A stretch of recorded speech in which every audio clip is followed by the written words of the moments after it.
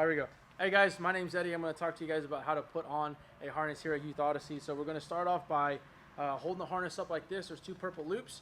You're going to make sure you hold on the smaller one with the yellow tag facing outward from you.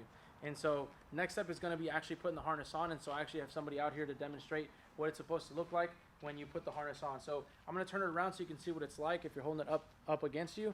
When you're holding it like this, you actually can see two leg loops and the large waist loop. So he already has it on. He's already stepped through each leg loop one by one. Make sure you guys are keeping your balance. I don't want anybody falling over when they're trying to put these on. And then you're going to put the harness on, and the key is actually making sure the waist harness is above your hips. And so a way to do that is to put it up by, hold the purple loop by your belly button, and as you do that, you can make sure that you tighten your waist harness, not all the way, just slightly enough to where it won't move, because you actually have to adjust your leg straps as well. And so one way to make sure that we test that our straps are all as tight as they need to be is our 3-finger test.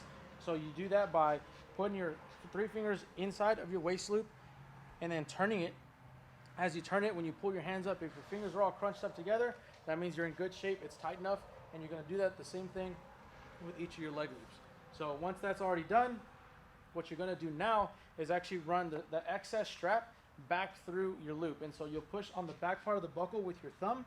That opens up a space, and then you can put that strap back through the same buckle you've already done once. And the reason we do that is to add another safety measure to make sure those straps don't come undone or slide out while we're up on the harness, on the elements. And so once we're there, that's basically it. And so that's going to conclude our video about how to put on a harness. If you guys have any additional questions when you guys come out here, we'll go ahead and answer those and go in more in depth on what we need to do when we're out here. Alrighty? Talk about is how to put on our helmets that we have out here at our ropes course. And so we're going to start off by making sure you have it on the right way. So I have somebody here who has it on the wrong way, and the reason you can tell is because this adjustment always sits on the back part of the helmet. And so you'll put that on your head and you'll adjust it down so that you can make sure your helmet initially doesn't fall off by you shaking your head or doing any of that extra stuff. So we're in good shape there. Next thing we're going to do is make sure that our ear straps are aligned perfectly on the outside of our ears, and then that will make sure that we can go on to the next step, which is strapping it down. So before we tighten anything down, we're going to make sure that closes comfortably, and then we can do a 2-finger test underneath the chin strap. What you're going to do is actually change your voice a little bit by doing that. That means that the space between the strap and your chin is appropriate for how tight we need these helmets to be on here. So next and final test that we're going to do is our karate chop test. And so we'll take a karate chop, instead of going outward, we're going to bring it out towards our face slowly. We don't want to hit each other or ourselves. And we're going to make sure that our hand hits our helmet before it actually hits our face.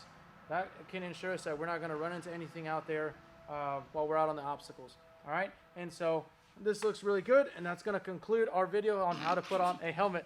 All right, guys, thank you for watching another one of our tutorial videos. Make sure you guys visit all 4 of our social media sites at Facebook, Instagram, YouTube, and Twitch. And hopefully we'll see you guys soon.